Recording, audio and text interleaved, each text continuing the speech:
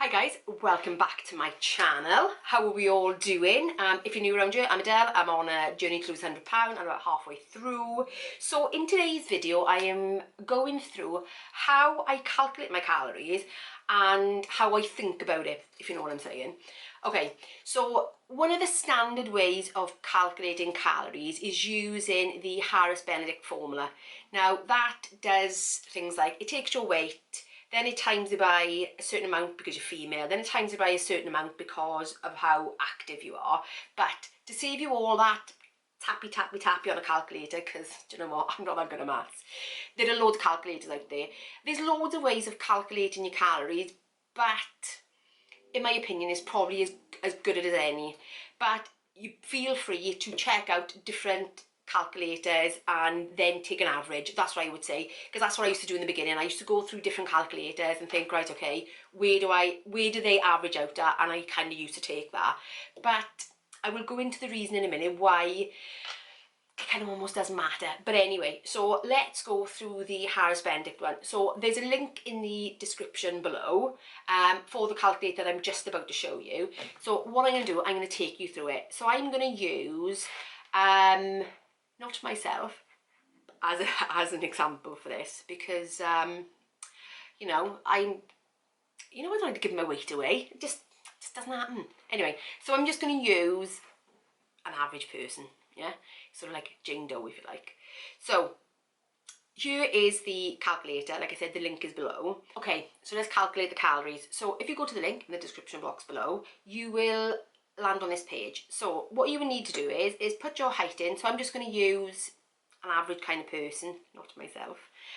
So if we're going to say she'll be 5 foot 5 inches, let's put a weight of, say, I don't know, 180 pounds in, and we'll put an age in of, say, 45, because obviously depending on our age our metabolism changes. Okay, so then I'm going to do calculate.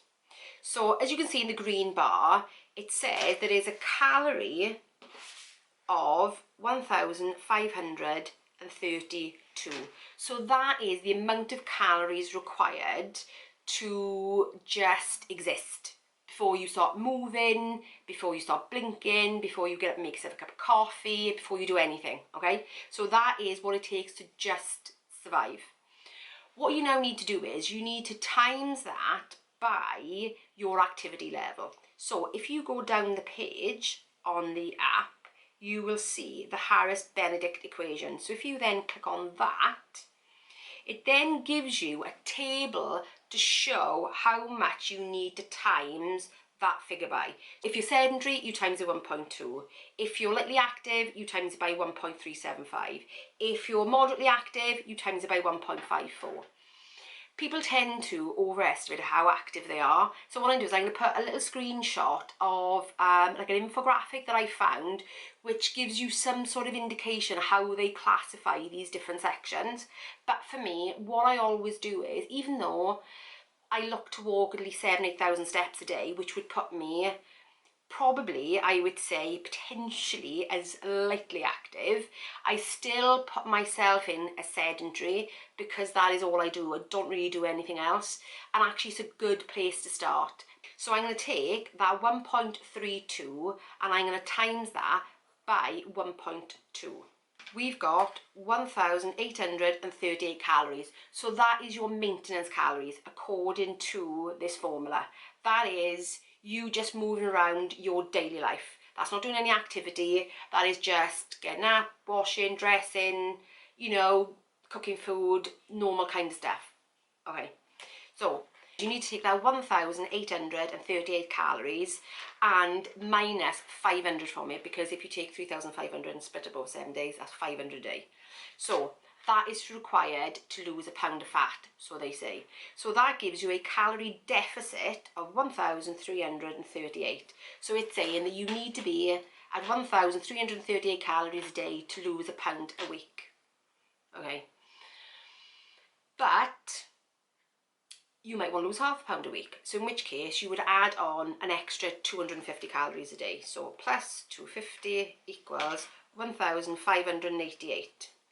So you've got a bit of a scale, and this is why I'm never too worried about going over my calories, because I think as long as I'm between the half a pound and pound deficit, I'm kind of all good, if you know what I mean. So if I've got a week where I'm hungrier, then I might push my calories up, and you've seen me do that before. I've adjusted my calories up because I am hungrier that week, but it still means that by the end of the week, I've got the potential of losing half a pound. So I look at the range, okay, but this is a baseline. This is where you start to understand then what your body does, and that's why I do my weekly reviews, because they're really important in establishing actually how does your body work, because your body is different. Even though you may look and be the same weight as somebody else, you're physically just different. Your physiology is just different. So you've got to take this as a starting point and then think, right, okay, let's trial this for a week, 2 weeks, 3 weeks, and let's see where I am. So if after 3 weeks you're losing on average, say 1.5 pounds a week, it means that actually your maintenance calories was actually higher than what this suggests. Because remember, this is not, believe it or not, an exact science, because the way they measure calories is that they burn it to see how much energy it is, and then that's how they decide on what the calories are. So they burn it and see how much it moves a measure of water. It's something like that. I don't know exactly, but that's roughly how they do it. But of course, that's outside of the body. When you put it inside the body, it's a completely different thing. And actually, I've got a video coming up on that, on is a calorie a calorie? So watch out for that one, because I'm still in the research phase, because I want to make sure that I give you the best information. So that's coming up a bit later in the month, so watch out for that one. Start with that range and see how your body actually responds, and think, right, okay, so if by the end of week 1, week 2, week 3, you lose on average 1.5 pounds, then your maintenance calories were higher. So you can either adjust those calories up so your weight loss is slower, or if you feel you're happy on those calories and you're not hungry and you think you can maintain them and sustain them, then stick with that if that's really what you want. Or alternatively, if you get to the end of week 1, week 2, week 3, and give yourself a good 3 weeks to actually test this out, because it takes a while for your body to kind of get going. If you get to the end of the 3 weeks and actually you're not losing anything at all, then your maintenance calories were actually much lower than that.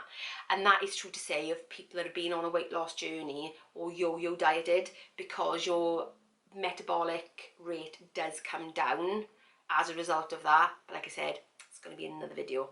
So that is how I calculate my calories, and that's how I decide how much I eat on a weekly basis, depending on how hungry I am. So I've got that range. Mostly I stick to the lower range if I can, but I don't beat myself up. If I need more calories, then I know that I can actually go up to that other range and I can still lose weight. So all good there. So if you've enjoyed this video, give me a thumbs up. If you're new here, consider subscribing and hit that notification bell so you get notified of my next video. So that's it, guys. That's short and simply how I calculate my calories. Do your own research though, because I am not a nutritionist, I am not a coach, I'm not anything. I'm somebody who just goes out there and does my own research. So I invite you to do the same. Anyway, until the next video, bye guys.